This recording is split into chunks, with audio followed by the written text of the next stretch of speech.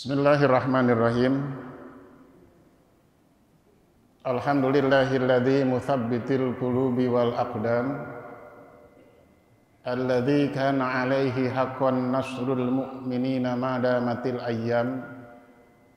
Wa sallallahu ala Muhammadin nasiril haqq wa bil haqq al-hadi ila siratim mustaqim wa ala alihi wa ashabihi yastanuna bi sunnatihi wa yahtaduna bihudahul qawim.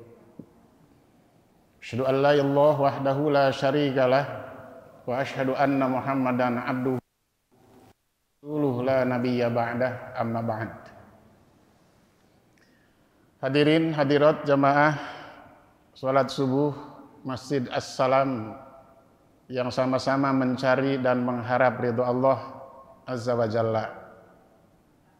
Pertama-tama tentunya kita bersyukur kehadirat Allah Tabaraka wa Ta'ala atas izin dan irodahnya dan atas bimbingan hidayah serta taufiknya, juga atas limpahan rahmat, nikmat dan karunia-Nya. Pagi hari ini kita bisa memanfaatkan nikmat hidup, nikmat sehat, nikmat waktu luang, hadir ke masjid untuk melaksanakan sholat subuh berjamaah dan melanjutkannya dengan kegiatan rutin kita di setiap ahad subuh ini. Mudah-mudahan langkah kita ke tempat ini dilandasi dengan ikhlas semata-mata karena Allah dan dalam rangka meraih ridho-Nya, karena itu merupakan salah satu syarat mutlak ibadah kita diterima oleh Allah Subhanahu wa Ta'ala. Para hadirin hadirat, sampai dengan saat ini kita, bangsa ini khususnya, masih didera oleh pandemi COVID-19 yang entah sampai kapan ini akan berakhir, wallahu a'lam. Korban jiwa dan biaya juga sudah banyak untuk menangani COVID ini. Setiap orang merasakannya, khawatir, takut, was-was dan lain sebagainya. Akan tetapi para hadirin, sesungguhnya di samping itu ada wabah yang lebih berbahaya dari wabah COVID-19, yang wabah itu sudah, sedang, dan mungkin akan terus berjangkit di negeri ini, yaitu wabah Islamophobia. Wabah kekhawatiran, ketakutan, kecurigaan, dan kebencian terhadap Islam. Ini yang lebih mengerikan dan lebih mengkhawatirkan daripada wabah COVID-19. Sebab di negeri yang mayoritas muslim ini, bendera berlambang tauhid pun dipersoalkan, simbol-simbol keislaman terus dipersoalkan, agama Islamnya itu sendiri dipersoalkan, dan lain sebagainya. Dan sampai dengan yang terakhir, suara adzan pun dipersoalkan. Itulah kondisi keadaan kelompok-kelompok Islamophobia di negeri ini. Jika mereka yang tidak suka, yang benci, yang khawatir terhadap Islam itu muncul dari kalangan orang-orang non-muslim, mungkin kita akan mengatakan wajar-wajar saja karena mereka tidak paham Islam. Akan tetapi jika kebencian, kecurigaan, dan ketakutan terhadap Islam itu justru muncul dari kalangan orang Islam itu sendiri, bahkan di sebagian tokoh-tokoh Islam, ini yang mengkhawatirkan. Karena itu kita sekira sebagai muslim sepatutnya terus memperkokoh iman dan keyakinan kita tentang agama kita dan mempelajari Islam dari segala seginya terus menerus sampai mati, dan yakinilah bahwa Islam itu diturunkan oleh Allah Ta'ala ke tengah-tengah umat manusia sepanjang masa rahmatan lil alamin, sebagai rahmat bagi jagat raya ini, maka tidak perlu ada orang yang takut, khawatir, apalagi benci terhadap Islam. Baik para hadirin, kita masih punya bahasan yang belum selesai, yaitu tentang menjemput doa malaikat. Dalam 2 sesi yang sudah kita bahas, kita sudah membahas 10 para jemaah. Nah, mudah-mudahan pada kesempatan ini akan kita selesaikan.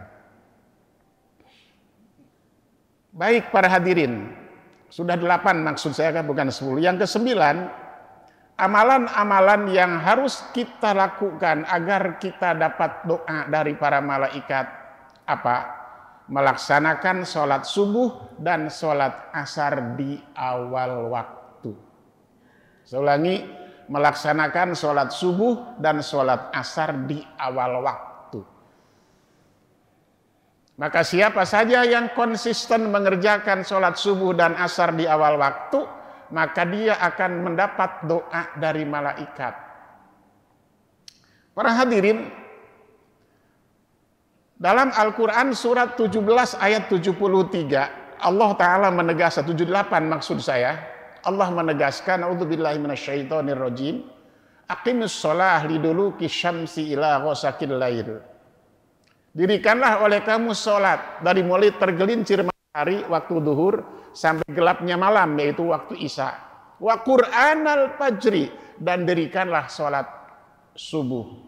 Inna Qur'anal fajri kana masyhuda, sesungguhnya sholat subuh itu disaksikan oleh malaikat. Masyhud, disaksikan oleh malaikat. Nah, berdasarkan Al-Baqarah ayat 238, para hadirin, bahwa sholat subuh dan sholat asar itu disebut dengan sholat wusta. Allah berfirman, hafidhu ala sholawat was sholatil wusta. Jaga, pelihara baik-baik oleh kalian seluruh sholat yang 5 waktu. Wassolatil wusta, dan sholat wusta. Wa qumu lillahi qanitin, dan berdirilah kamu dalam Allah di dalam sholat itu dengan penuh ketundukan dan kehusyuan. Nah, sholat wusta itu adalah secara harfiah tengah-tengah. Dan yang dimaksud di sini adalah sholat asar dan sholat subuh. Kenapa sholat asar dan sholat subuh itu disebut dengan sholat wusta? Baik, kita jelaskan dalam hadis riwayat Imam Muslim. Rasulullah SAW bersabda begini para hadirin. Yajtami'u malaikatul lail wa malaikatun nahar fi sholatil fajri wa sholatil asr. Malaikat penjaga malam dan malaikat penjaga siang berkumpul pada waktu sholat subuh dan sholat asar. Jadi Allah mempunyai malaikat-malaikat yang tugasnya menjaga kita semua, memperhatikan kita semua. Ada yang tugasnya di malam hari dan ada yang tugasnya di siang hari.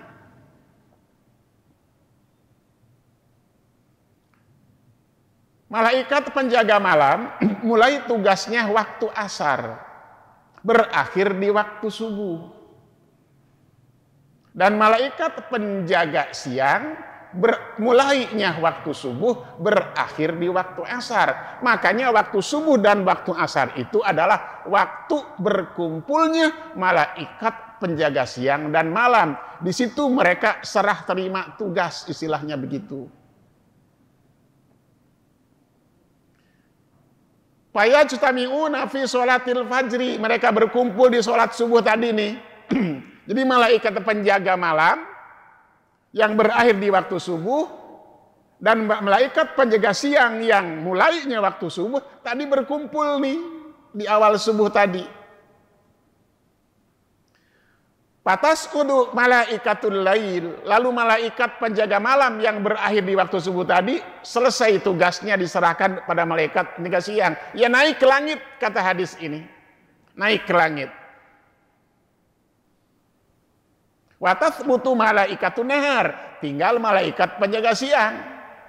Mulai dari subuh tadi. Wa yajtami'una fi sholatil asri, lalu nanti mereka berkumpul lagi di waktu asar. Pada waktu salat asar, fatasqudu malaikatun nahar wa tathbulu malaikatul lail, malaikat penjaga siang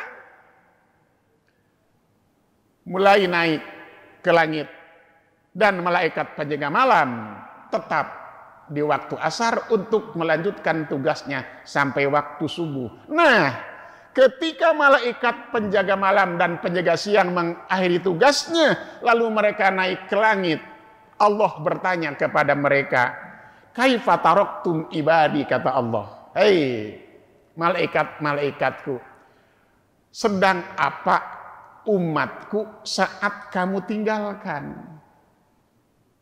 Jadi tadi nih kepada malaikat penjaga malam yang ia selesai tugasnya naik ke langit, Allah bertanya, padahal Allah lebih tahu.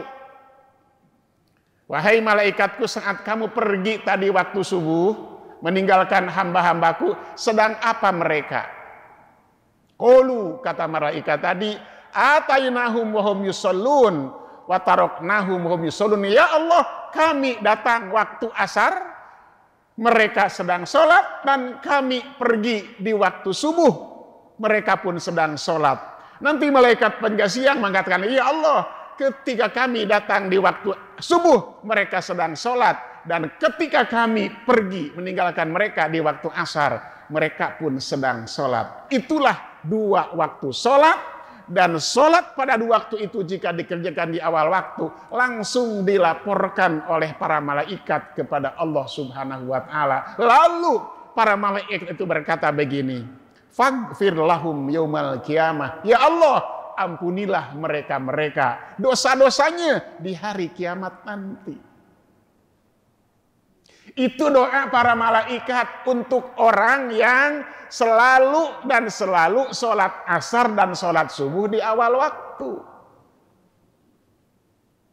Jadi mereka yang sholat asarnya lewat awal waktu, sholat subuhnya lewat awal waktu, tidak dapat doa malaikat.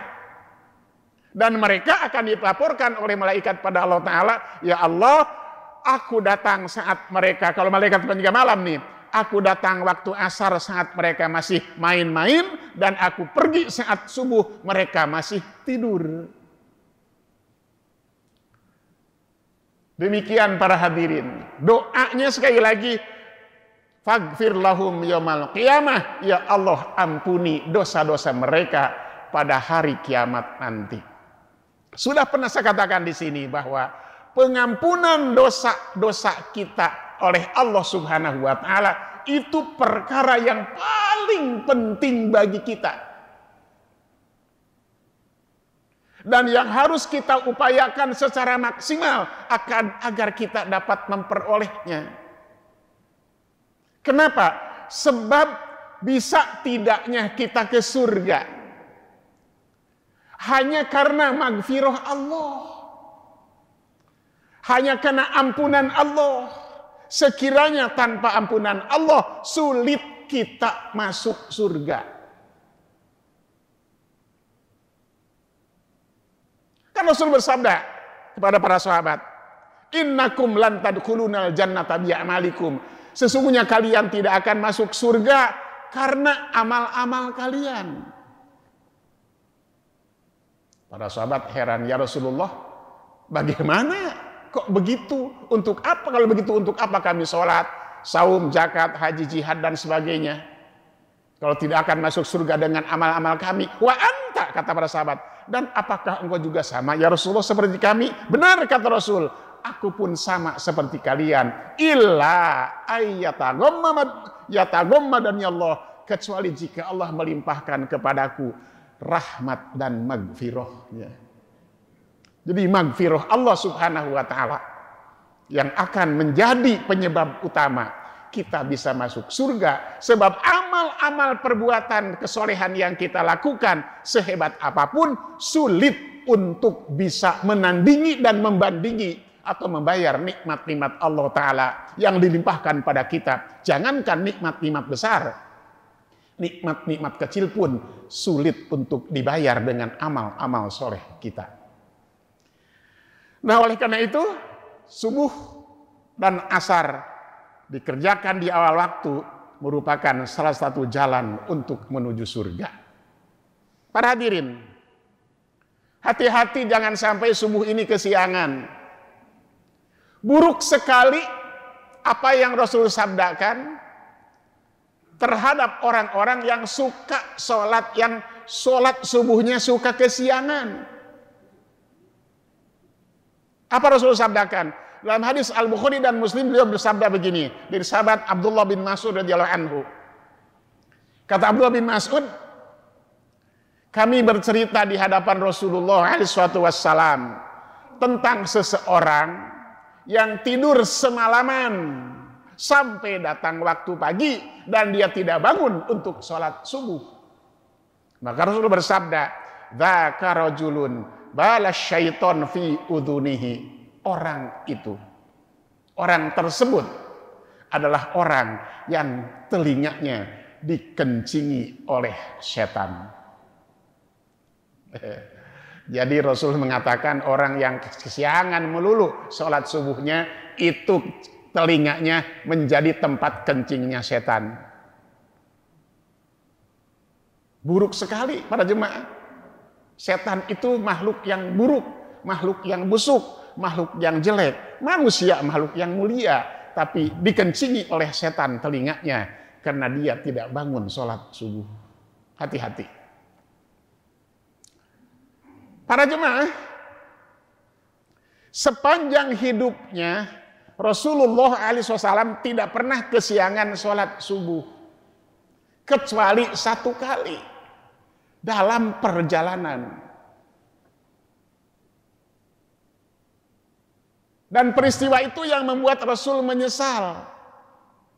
Suka mengulang-ulang di hadapan para sahabat, kenapa waktu itu kita mesti kesiangan sholat subuh, gitu kata Rasul. Nah, kalau kita sampai sekarang ini sudah berapa kali kesiangan sholat subuh dan tidak ke masjid? Bapak, khususnya bapak-bapak nih. Coba hitung sampai usia kita masing-masing sekarang ini, berapa kali kesiangan subuh dan tidak sholat berjamaah di masjid di waktu subuh? Rasul cuma sekali. Saya bacakan hadisnya riwayat Imam Al-Bukhari dan Muslim.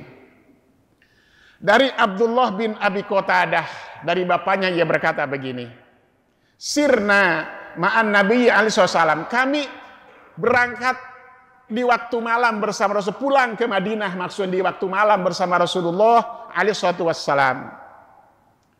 Faqala ba'dul qaum. Nah, sekelompok para sahabat berkata kepada Rasul, kata mereka, lau arasta bina ya Rasulullah, sekian alangkah baiknya kalau kita ini istirahat dulu, jangan terus melanjutkan perjalanan sampai ke Madinah, sudah sangat lelah, kami sudah tidak kuat. Rasul bersabda, akhofu antanamu anis sholah. Aku tak, kalau kita istirahat, memang kita sudah capek kata Rasul. Tapi kalau kita istirahat, aku takut subuh jadi kesiangan. Sebab itu sudah larut malam banget, lewat tengah malam. Jadi kalau tidur, khawatir kesiangan, subuhnya bablas. Begitu Rasul para jemaah. Beda dengan kita kan, kita pulang dari mana saja, sudah larut malam, tidur saja. Kita nggak pernah mikir apakah besok subuh kesiangan atau tidak. Ya kan? Kita mah begitu, Rasul tidak. Khawatir nanti subuh kesiangan kata Rasul. Baqala Bilal, kata Bilal, ana uqidukum. Kalau begitu Rasul, sebaiknya istirahat saja. Aku nanti yang akan membangunkan kalian. Aku tidak akan tidur, aku yang jaga, gitu kata Bilal. Ya.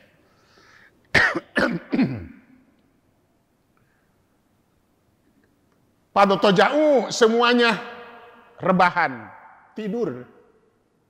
Begitu nempel kepalanya, langsung pulas pelor. Gitu. Karena sudah capek. Nah, Bilal yang janji akan berjaga, tidak tidur. Paas nada Bilalun dohrohu ila rohilatihi.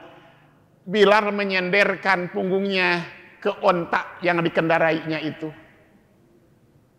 Para jemaah,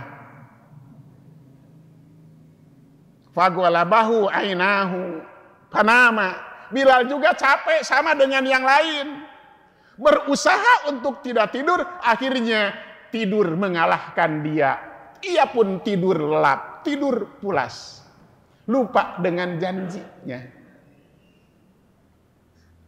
Apa yang terjadi para jemaah, ibu bapak? Pas taiqadon Nabi sallam, Nabi bangun, yang paling pertama bangun. Wa qad tala'aha hajibus syamsi. Matahari sudah terbit, sudah terang, sudah putih, sudah hangat. Gitu Rasul bangun.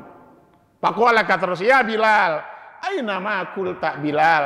Mana yang tadi kau omongkan? Mana janjimu bahwa kamu itu akan membangunkan kami? Kamu tidak akan tidur. Tapi Rasul nggak marah. Sebab Rasul pun tahu Bilal juga capek.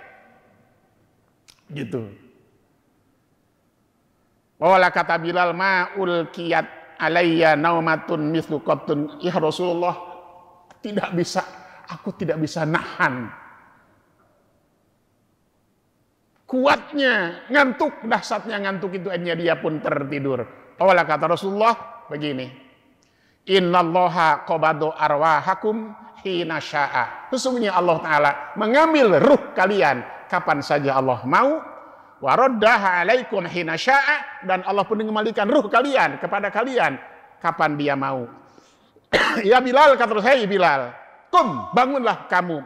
Fa'adzin bin nasi bis sholah. Umumkan kepada orang-orang untuk sholat, maksudnya bangunlah kamu dan adzanlah. Adzan tuh kira-kira jam 8 pagi para hadirin. Iya. Fatawaddu'a, Rasul berwudu. Palam martafaati syamsu wabjaduni. Matahari sudah tinggi dan sudah memutih. Maka mereka, Rasul dan para sahabat, mengerjakan sholat subuh. Dan itulah yang disebutkan dalam hadis, man nasiya sholatan au nama anha falyusolliha idza dzakaraha. Siapa yang lupa suatu sholat atau dia tertidur, maka ia harus mengerjakan sholat itu saat ia ingat dan saat ia bangun. Jam berapapun bangunnya. Dan ini tidak disengaja, apalagi diprogram, sama sekali tidak. Nah, setelah peristiwa itu para jemaah, Rasul seringkali berkata di hadapan para sahabatnya, kenapa kemarin itu kita harus kesiangan sholat subuh? Rasul sangat amat menyesal. Itulah Rasulullah Shallallahu Alaihi Wasallam. Beda memang dengan kita. Kalau kita aman-aman saja. Dan hati-hati para jemaah, jangan sekali-kali memberikan peluang kepada diri ini untuk kesiangan sholat subuh. Kali kesiangan akan jadi 2 kali. Iya, cobain aja kalau nggak percaya. 2 kali kesiangan akan jadi 3 kali. Sampai 1 pekan kesiangan, setelah itu bebas dan merasa tidak bersalah, terus menerus kesiangan sholat subuh. Dan masih banyak di kalangan umat ini yang bersikap demikian. Alhamdulillah, kita yang hadir di sini termasuk orang-orang yang insya Allah terus memelihara konsistensi ini agar kita mendapatkan doa dari malaikat, ya Allah ampuni dosa-dosa mereka di hari kiamat nanti. Baik, para hadirin, itu yang ke-9, amalan yang bisa mendatangkan doa malaikat. Yang ke-10, malaikat akan mendoakan kita apabila kita bersolawat atas Rasulullah Sallallahu Alaihi Wasallam. Para hadirin, di Al-Ahzab ayat 56 Allah berfirman, innallaha wa malaikatahu yusalluna 'alan nabi ya ayyuhalladzina amanu sallu 'alaihi wasallimu taslima. Artinya sesungguhnya Allah dan para malaikatnya bersolawat atas Nabi. Hei orang-orang yang beriman, hendaklah kalian bersolawat atas Nabi. Dan sampaikanlah salam penghormatan kepadanya. Demikian para jemaah. Jadi menurut ayat ini kita diperintahkan langsung oleh Allah bersalawat atas Rasul kita. Dan Allah pun bersolawat. Cuma harus kita kasih catatan, yang dimaksud Allah bersolawat atas Nabi bukan berarti Allah membaca solawat atas Rasul. Kata para ulama, solawat Allah terhadap Rasul adalah Allah melimpahkan rahmat dan karunia-Nya terhadap Rasul. Kalau solawat Allah pada Rasul dimaknai sebagai Allah mendoakan Rasul, kalau Allah mendoakan Rasul, siapa yang akan mengabulkan dan mendengar doa Allah? Sementara Allah itu adalah zat yang mengabulkan doa. Maka sekali lagi, sholawat Allah pada Rasul artinya Allah melimpahkan rahmat dan karunia-Nya kepada Rasul. Sholawat malaikat kepada Rasul, malaikat mendoakan para Rasul atau Rasul salam, dan doa kita atas Rasul, sholawat kita atas Rasul, kita mohon kepada Allah agar Allah melimpahkan kesejahteraan kepada Rasulullah Sallallahu Alaihi Wasallam. Demikian para hadirin. Nah, sholawat kepada Rasul itu termasuk salah satu daripada perbuatan zikir kepada Allah Subhanahu Wa Taala. Dan zikir itu suatu amalan yang amat sangat dicintai dan disukai oleh Allah Subhanahu Wa Taala. Di Al-Baqarah 152 Allah berfirman, "Fadhkuruni azkurkum." Hendaklah kalian zikir kepadaku, mengingat aku, niscaya aku mengingat kamu. Gitu kata Allah. Dan zikir itu bagian dari ketaatan kita kepada Allah Subhanahu Wa Taala. Sama dengan amal-amal yang lainnya.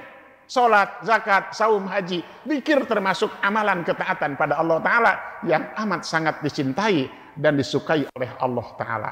Nah, para hadirin, kalau kita bersolawat atas Rasul, maka Allah akan bersolawat kepada kita, atau malaikat akan bersolawat kepada kita. Saya bacakan hadis Ibnu Majah bersabda, "Man sholla alayya sholatan," siapa yang bersolawat kepadaku, lam tazalil malaikatu tusolli alaihi ma sholla alayya, malaikat akan terus-terusan bersolawat kepadanya selama ia bersolawat kepadaku. Fal yukilla abdun min dalika aw yukthir, hendaklah seseorang bersolawat kepadaku sedikit atau banyak. Jadi doakan kita kalau kita solawat terhadap Rasulullah alaihi wassalam.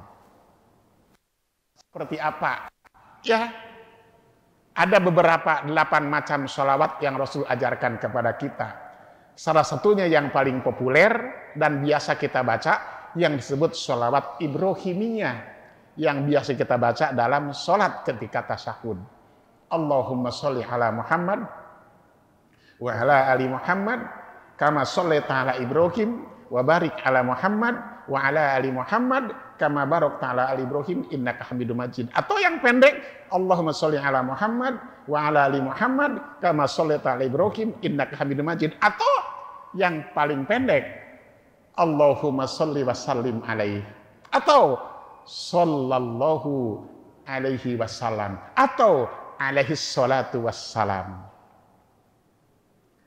Kapan kita bersolawat kepada Rasul? Banyak waktu-waktu yang kita dianjurkan bersolawat atas Rasul. Antara lain dalam hadis dikatakan para hadirin,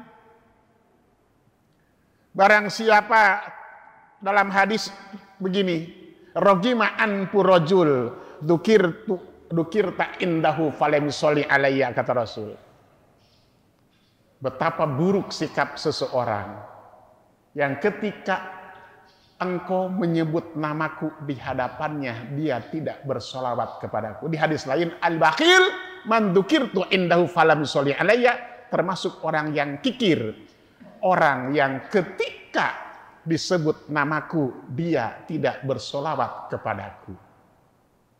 Maka setiap kali kita mengatakan Rasulullah atau Nabi Muhammad, hendaklah bersolawat kepada beliau dengan ucapan sallallahu alaihi wasallam atau alaihi salatu wassalam atau Allahumma sholli wa sallim alaihi. Begitu. Perhatikan para ulama yang mencatat hadis. Kalau kita baca kitab-kitab hadis, para ulama mencatat hadis begini, qala Rasulullah atau qala Nabiyyu, pasti ada kalimat sallallahu alaihi wasallam. Nah, apa yang dilakukan oleh para ulama yang mencatat dan mengumpulkan hadis tadi merupakan sebuah bentuk pengamalan terhadap ayat 56 surat Al-Ahzab tadi, yaitu bersolawatlah atas Rasulullah sallallahu alaihi wasallam. Atau bahkan ketika itu menulis nama Rasul, tulislah sallallahu alaihi wasallam. Cuman jangan disingkat jadi SAW. Itu sudah kebiasaan kita kan, tulis Nabi Muhammad SAW, dibacanya SAW. Sallallahu alaihi wa. Salamnya nggak ada kan, wa-nya itu wa doang itu ya kan. Maka tulis, apa susahnya nulis sallallahu alaihi wasallam. Salam ya. Jadi begitulah para jemaah bersolawat atas Rasulullah alaihi wassalam. Dalam hadis An-Nasai luar biasa ini para hadirin. Beliau bersabda begini. Man shalla alayya sholatan, sabda Rasul, siapa yang bersolawat kepadaku wahidatan, sekali saja, sallallahu alaihi asyra sholawatin, Allah bersolawat kepadanya 10 kali. Bayangkan, kita salawat sekali pada Rasul, Allah mendoakan kepada kita, melimpahkan rahmat kepada kita 10 kali. Wa khuttat anhu aslu khotiat, dan dihapus 10 kesalahan dan dosa. Wa rufi'at lahu asyru darajat, diangkat 10 derajat. Dengan sekali selawat kepada Rasul, saya ulangi, kepada kita 10 kali, 10 dosa dihapus oleh Allah dan 10 derajat diangkat dan dinaikkan oleh Allah Subhanahu wa taala. Itu adalah di antara fadilah dan keutamaan sholawat atas Rasulullah alaihi wasallam. Tapi jangan dikatakan sholawat lebih wajib dari sholat. Karena ada beredar di YouTube, sholawat lebih wajib dari sholat. Itu keliru, tidak benar, salah, dan tidak sesuai dengan ketentuan dalil agama. Demikian para jemaah yang ke-10 ya. Yang ke-11, amalan yang bisa mendatangkan doa malaikat kepada kita apa? Menunggu sholat setelah sholat. Menunggu sholat setelah sholat. Apa maksudnya? Baik, kita bacakan saja langsung hadisnya para jemaah. Innal abda, sesungguhnya seorang hamba, idza jalasa fi musollah ba'da sholat, bila duduk di tempat sholatnya setelah ia sholat, sholat alaihil malaikatu, malaikat bersolawat kepadanya. Wa sholatuhum alaihi, dan sholawatnya malaikat kepada dia apa? Allahumma gfir lahu, Allahumma arhamhu, ya Allah ampuni dosa-dosa dia, dan ya Allah limpahkan rahmat kepada dia. Wa in jalasa yantadhirus sholat, dan kalau ia tetap duduk di tempat itu menunggu sholat, sholat alil malaikatu, kepadanya malaikat bersalawat kepadanya. Wa sholatum alaihi Allahumma gfir lahu, Allahumma arhamhu, dan salawatnya mereka seperti tadi itu, ya Allah ampuni mereka dosa-dosanya dan limpahkanlah rahmat pada mereka. Contohnya begini. Tadi seseorang datang ke sini, ke masjid, katakanlah 10 menit sebelum adzan, sholatlah ia tahiyatul masjid, lalu tetap duduk di situ, nggak kemana-mana. Dan yang menahan dia tetap duduk di situ menunggu sholat subuh. Setelah waktu subuh tiba, dikumandangkan adzan subuh. Sholatlah ia rawatib qobliyah subuh. Tetap duduk di situ. Yang ia lakukan duduk situ untuk apa? Menunggu mengerjakan sholat subuh. Maka menunggu sholat setelah sholat, menunggu sholat setelah sholat, saat itulah malaikat mendoakan dia. Allahumma gfir lahu, Allahumma arhamhu, ya Allah curahkan rahmat kepada dia, dan ya Allah ampuni dosa-dosanya. Dari sini juga langsung dapat kita pahami betapa utamanya seseorang yang datang ke masjid sebelum adzan dikumandangkan. Ini kalau orang datang ke masjid sudah iqomah nggak kebagian doa malaikat tadi. Apalagi datang ke masjid, sholat sudah dimulai, nggak kebagian doa malaikat tadi. Maka itu yang utama, para hadirin. Sebelum waktu sholat tiba, sudah siap dengan seluruh perlengkapan dan persiapan sholat kita, berangkatlah ke masjid.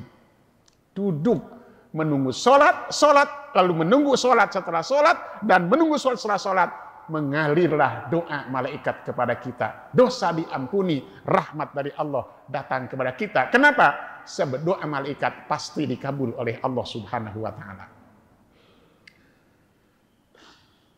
Di hadis tadi katakan, ya Allah ampuni dia, dan ya Allah rahmati dia. Para hadirin, apa bedanya magfirah dan rahmat? Apa bedanya? Al-magfiratu satrud dzunub. Magfirah itu, ampunan itu tertutupnya dosa. Dosa-dosa kita ditutupi oleh Allah Subhanahu wa Ta'ala. Ketika kita berbuat dosa dan sudah kita berbuat dosa, Allah tutupi dosa itu sehingga tidak ada orang yang tahu bahwa dia berbuat dosa, dan sampai hari kiamat nanti dosa itu akan ditutupi oleh Allah Ta'ala, kemudian diampunkannya dan dimaafkannya. Itu magfirah. Sedangkan rahmat adalah ifadatul ihsan ilaihi. Allah Ta'ala melimpahkan kebaikan kepada dia, melimpahkan keutamaan kepada dia, melimpahkan segala hal yang baik untuk dirinya. Itu rahmat. Nah, demikianlah para hadirin. Dalam hadis Al-Bukhari Muslim dikatakan begini para hadirin. La yazalu ahadukum fi sholatin. Seseorang, ini keuntungan lain ya. Seseorang akan dinilai dalam keadaan sholat, madamatis sholat tahbisuhu, selama sholat itulah yang menahan dia ada di tempat itu. La yamna'uhu ayyan qalibailali la sholat illa sholat. Tidak ada yang menahan dia untuk pulang dari masjid ke rumahnya kecuali sholat. Jadi di samping mendapatkan doa malaikat, ampunan dari Allah dan rahmatnya, orang yang duduk menunggu sholat setelah sholat itu dinilai sedang dalam keadaan sholat.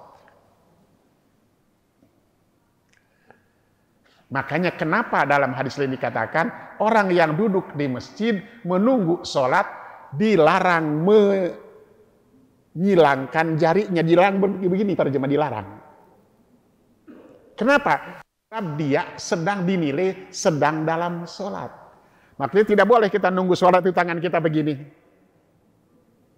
Kenapa? Sedang dalam sholat. Tapi kalau sudah sholat, nggak apa-apa. Selesai sholat subuh, kata hadis Rasul pernah sholat apa? Sholat duhur. Hanya 2 rakaat. Kemudian Rasul nyender di tiang masjid. Lalu Rasul menyilangkan jari jemarinya. Itu nggak apa-apa kalau sholat sudah selesai. Tapi ketika orang setelah sholat menunggu sholat, suatu sholat, maka janganlah menyilangkan kedua jari-jarinya, karena ia dinilai sedang dalam sholat. Subhanallah, pahalanya banyak banget para hadirin. Demikian keutamaannya ya. Baik, yang berikutnya para hadirin yang ke-12, amalan yang bisa membuat kita mendapat doa dari malaikat adalah menuntut ilmu agama. Nah kayak begini-begini nih, taklim, menuntut ilmu agama, itu mendapatkan doa malaikat. Hadis Sayyid Ahmad, Abu Dawud, At-Tirmidzi, Ibnu Majah, dan Ad-Darimi. Begini bunyinya. Man salaka tariqan yabtaghi fihi ilman sahhalallahu lahu tariqan ilal jannah. Siapa yang menempuh jalan untuk menuntut ilmu, Allah akan mudahkan baginya jalan ke surga. Amin. Wa innal malaikata la tad'u ajnihataha li talibil ilmi ridwan bima sanau, dan malaikat akan mengepakkan sayap-sayap mereka. Meletakkan sayap di sini nih, banyak sayap-sayap malaikat yang diletakkan. Gitu. Di antara orang-orang yang sedang menuntut ilmu, ridwan bima sanau, karena mereka ridho, senang dan suka terhadap apa yang diperbuat oleh mereka. Saya nggak ngelihat mana sayap malaikat, ya nggak kelihatan. Tapi pasti dapat dirasakan apa? Tenang dan tentram. Hati tenang, pikiran tenang, jiwa tenang. Kan di sekitar kita banyak malaikat.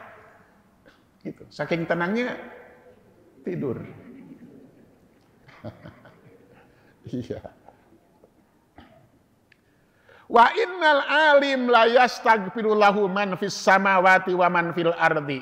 Dan sesungguhnya orang-orang yang menuntut ilmu, mencari ilmu, mempelajari ilmu dan punya ilmu, sungguh akan dimintakan ampunan oleh makhluk-makhluk yang ada di langit, yaitu para malaikat dan makhluk-makhluk yang ada di bumi. Hatta hitanu fil ma, sampai-sampai ikan di lautan pun meminta ampunan kepada Allah untuk para pencari ilmu. Luar biasa tuh. Gimana caranya? Itu urusan Allah Ta'ala. Wa fadlul alim alal abid kafadil qamar ala sa'il kawakib.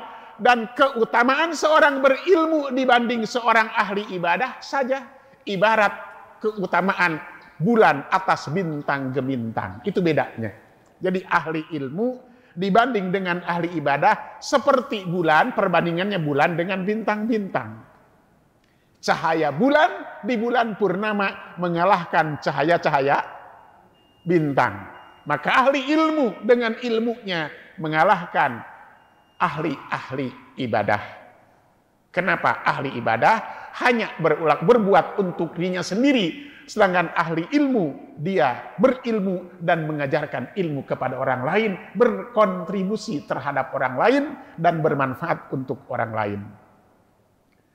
Wa innal ulama warathatul anbiya, lanjut Rasul. Dan sungguhnya para ulama itu pewaris para nabi, pelanjut dakwah di salah Rasul. Wa innal anbiya lam yuwarithu dinaran wala dirhaman.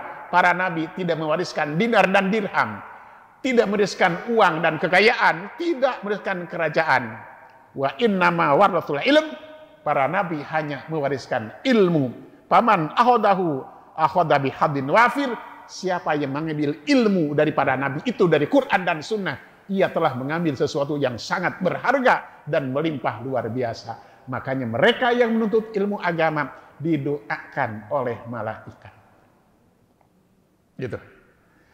Itu yang ke-12.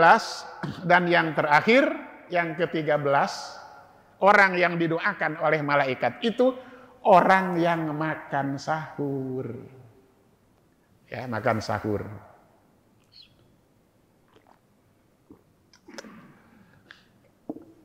Makan sahur untuk puasa.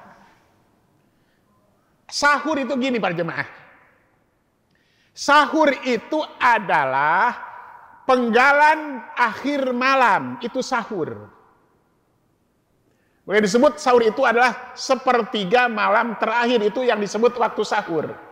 Di Quran dikatakan wabil ashari hum yastaghfirun. Dan di waktu sahur mereka minta ampunan kepada Allah. Itu waktu sahur. Dan itu waktu yang utama. Waktu yang afdol, waktu yang mustajabah untuk berdoa, itu waktu sahur. Nah, di bulan Ramadan khususnya, di waktu sahur itu kita bangun untuk makan. jadi makan di waktu sahur. Selanjutnya, waktu tersebut menjadi nama bagi perbuatan yang dikerjakan di waktu itu, yaitu makan, disebutlah sahur. Maka sahur maksudnya bangun untuk makan sahur. Gitu. Nah, siapa yang makan sahur? Para hadirin, dalam hadis riwayat Ibnu Hibban, Rasulullah bersabda begini, innallaha wa malaikatahu yusholluna 'alal mutasahhirin. Sesungguhnya Allah dan para malaikat bersolawat terhadap orang-orang yang makan sahur. Allah melimpahkan rahmatnya, malaikat mendoakan kebaikan untuk orang yang makan sahur. Di hadis lain, as-sahur akluhu barokah, fala tada'uhu, begitu kata Rasul. Lau an yajra ahadukum jur'ata ma'in fa innallaha wa malaikatahu yusalluna 'alal mutasahhirin. Sahur itu makan yang penuh berkah. Makan yang penuh berkah. Kan itu janganlah kalian meninggalkan sahur walaupun hanya minum sekedar seteguk air, karena Allah dan Rasulnya, Allah dan para malaikat bersolawat atas orang-orang yang makan sahur. Utama makan sahur itu, bayangkan para jemaah, bangun, makan, enak, kenyang, dapat pahala. Dan para ulama sepakat makan sahur itu adalah mustahab, disukai, disunahkan, dan tidak wajib. Tapi tercela kalau kita tidak mengerjakannya. Kenapa?